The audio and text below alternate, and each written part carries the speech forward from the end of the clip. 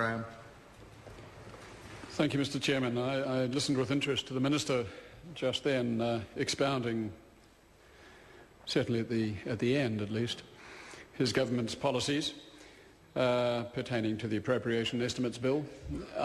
It strikes me that the single emphasis that has come through in the Appropriate Estimates Bill, in the presentation of the budget, in the debate ever since, has been simply on economic growth. This is not just one of a raft of policies that the government is promoting. It constitutes the central plank of this government's raison d'etre. It is the lodestar which this government pursues. It's the criterion by which this government is prepared, or in fact claims to wish to be judged by, economic growth. And it began, as the Minister more or less said, it began right from the very beginning with the speech from the throne. If we go back to 9 December 2008, the speech from the throne says that, quote, "The driving goal of the new government will be to grow the New Zealand economy in order to deliver greater prosperity, security and opportunities to all New Zealanders. It will be, quote, going for growth because it believes in the power of economic growth to deliver higher incomes, better living conditions and ultimately a stronger society for New Zealanders." And the Minister reiterated that quite explicitly just now. Similarly, in the presenting the budget itself back in May, the Minister said the government's emphasis is now shifting towards getting the economy growing again and ensuring that this growth is higher and more sustainable. Note, more sustainable, which in a sense reflects the sheer inability of the government to understand the true meaning of sustainability. You have a sustainable economy or you have an unsustainable economy. You do not have a more or less sustainable economy.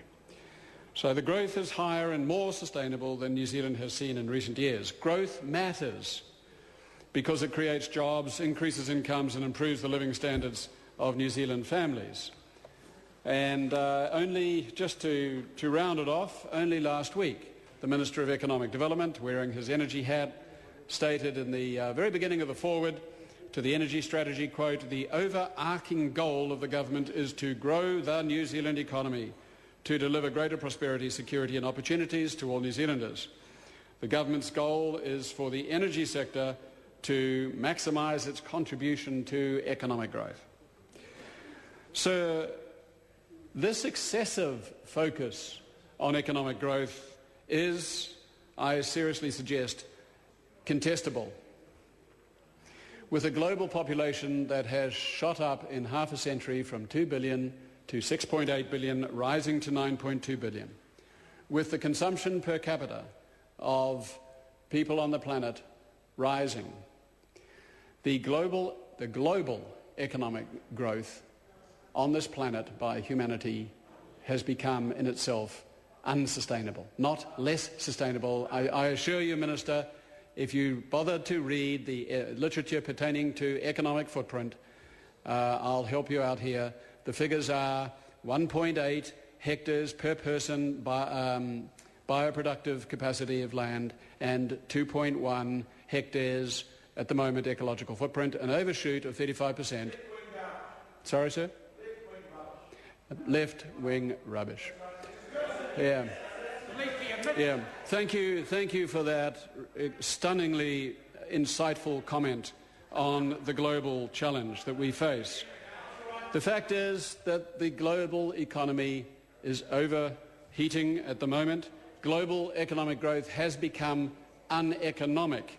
And what has to be done is to distinguish between the global north, which is overdeveloped, and the global south, which is undeveloped and still has a right to develop in terms of material economic growth. In the global north, what we're obliged to do now is to maintain our prosperity without material growth, while the south, countries like Fiji, Vanuatu, Papua New Guinea, Indonesia, are free to grow. The key concept linking this is sustainable development, which has been on the international agenda since 1992. Thank you. Honourable Sir Roger Douglas.